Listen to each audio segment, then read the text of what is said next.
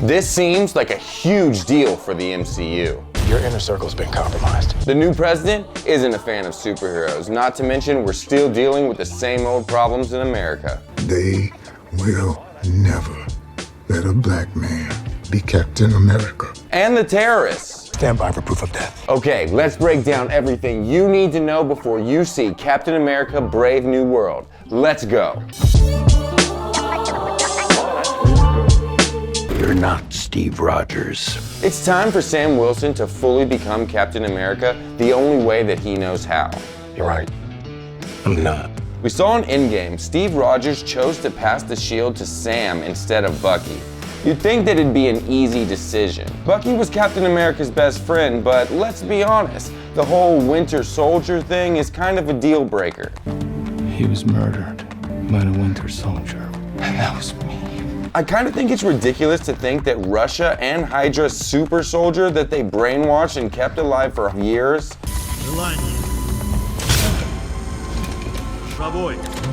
Yeah, that's the guy. Even though that mentally wasn't really him, it was physically. He can't be Captain America. Hail Hydra.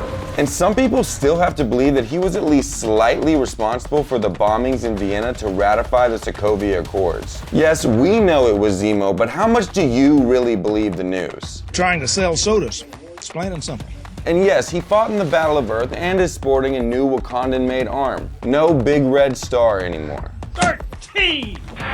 I get it, but I guess what I'm saying is that he's proven himself to us. He even has a great relationship with his therapist. That is utter bullshit. You're a terrible friend. It's just that it's not that simple to become a symbol of a nation, or maybe even a symbol of what is right and just in the world. The United States of America has a new hero. So needless to say, Steve chose Sam. But Sam wasn't quite ready to carry Captain America's shield. For a lot of reasons, but we'll go over a few. One being that Steve Rogers was the example of what a hero should be. Even when the right thing was hard, Steve Rogers was still that guy. I don't want to kill anyone. I don't like bullies. And look, I'm not going to explain Steve Rogers to it. You've seen the movies, you got it, right? Sometimes I want to punch you in your perfect teeth. And also, Sam isn't a greatest generation soldier from World War II. He was born in 1978 Louisiana. He has a different attitude towards the American government.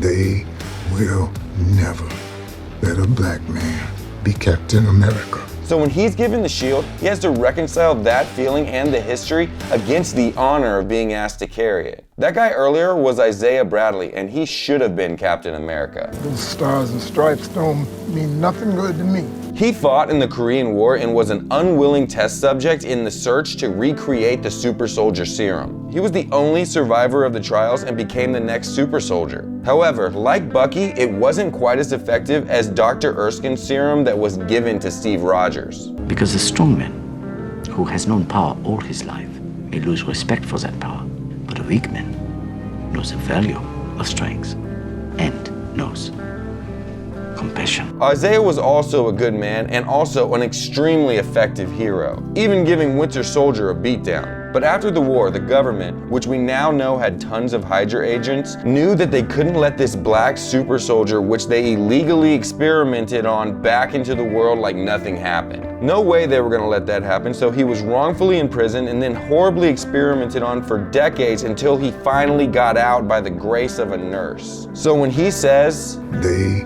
will never let a black man be Captain America, he has a reason to believe it. And I'm not gonna get into the obvious racial problems in America, mostly because I don't think that I'm the right guy to do that, but also it's because it's not what we're here for. But I think that we can all admit that there are some major problems. If you want to, you can imagine that I gave my opinion and it's whatever you think it is. Either way, Sam grew up in an America that's trying to fix these problems, very unsuccessfully, but trying to fix these problems. So when he's asked to carry the shield, that also means that you're asked to be the symbol of the flag. And he doesn't know how to feel about becoming that symbol and the backlash that he'll most definitely get. You're not Steve Rogers. No, Sam is definitely not. Where Steve grew up during polio and the Great Depression, Sam Wilson grew up during the Rodney King beatings and the war on drugs. So with this thinking, he initially decides to just continue being the Falcon and doing all the work of Captain America, but being called the Falcon. And in honor of Steve passing away, he gave the shield to the Smithsonian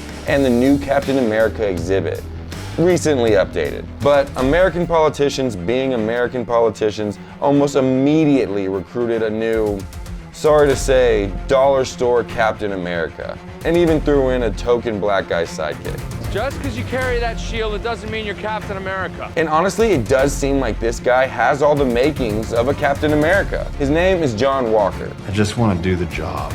He's won medals. I mean, he's even technically jumped on a grenade a few times, something that Steve Rogers was famous for doing in boot camp. You ever jump on top of a grenade? Yeah, actually I have 4 times. It's the thing I do with my helmet, reinforcement. John is that guy.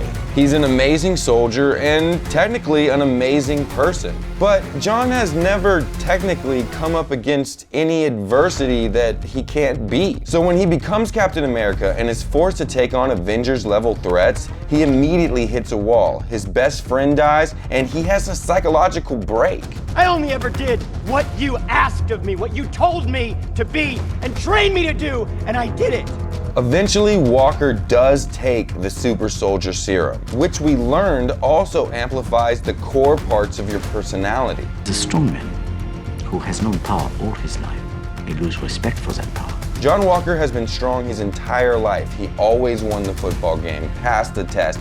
He beat any enemy they put in front of him. Exactly what Dr. Erskine warned about. It takes loss to appreciate a win. Hey, hold on guys, I'm sorry, I didn't mean to interrupt myself, but I would be really upset with myself if I didn't let you know that they put me back in this box until we get 100,000 subscribers, and I was just hoping that maybe you could subscribe right now and like the video, and then that would get me, you know, freedom.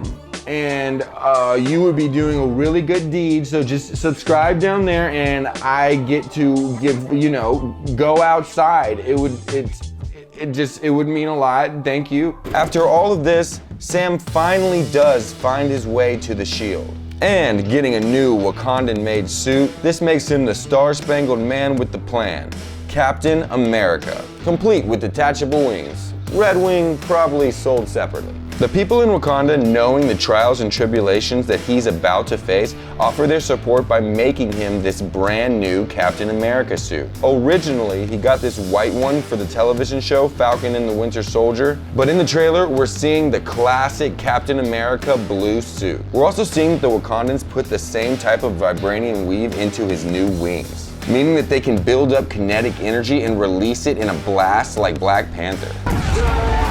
You see T'Challa use it in every single movie he's in. Split! Give it to me.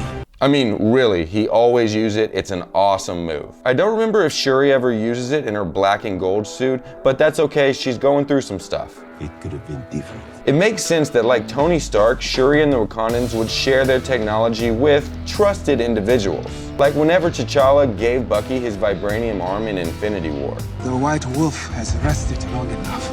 I am very much looking forward to these kinetic blasts, but can we make White Wolf a thing for Bucky, please? I'm just spitballing ideas here. Sam is also getting a sidekick of his own, Joaquin Torres. Tell me I don't make your old gear look brand new. We saw him in Falcon and the Winter Soldier. He's pretty cool. I'm a bizarrely wise man, Sam. All right. He's got an older Peter Parker vibe to him, and I'm here for it, let's be honest. So now that we've covered the good guys, let's talk about the bad. That is, Thunderbolt Ross has actually been in the MCU longer than just about any character. Now she'll see. He was the guy that pulled up with tanks at the university that Bruce Banner worked at in the Incredible Hulk movie. If I told you we were putting a team together? That's him in this after credits scene. World owes the Avengers an unpayable debt. And he was the one that pushed for the Sokovia Accords in Captain America Civil War. Unfortunately, William Hurt did pass away at the age of 71, but fortunately, Harrison Ford is stepping in to continue the role. But now, General Thunderbolt Ross is president. From what I can gather, it seems that his inner circle has been compromised. Your inner circle's been compromised. I mean, come on, man, I'm trying to make a video. It's kind of crazy that he wouldn't believe that. Hydra was so deep in the government, you would think that they made up the majority. And anytime you see Giancarlo Esposito, there's something afoot. May I take this as a yes? He's playing Sidewinder, who in the comics has the ability to teleport, which is something that I don't think that we've really seen yet in the MCU. We had Nightcrawler in the Fox X-Men movies, but he hasn't been introduced in the MCU timelines. Stand by for proof of death. Oh my God, that is such a Giancarlo Esposito thing to say. But I'm wondering if there's a connection between Sidewinder and the Flag Smashers. An organization of, let's be honest, terrorists that were born into poverty but were given new opportunities once Thanos blipped half of existence. New homes, new jobs, new lives. Awesome, right? But then everyone came back. They started a war as soon as they kicked us out of our new homes and onto the street. Carly Morgenthau was the leader of the Flag Smashers. She's young and honestly maybe not that bad of a person. She's just confused on the idea that what is right might not always be fair. She's also very resourceful. She hooked her entire crew up with some super soldier serum, which seems like a lot, maybe something that Sidewinder helped her with. So let's see if maybe Sidewinder is her father, or maybe he's not connected at all.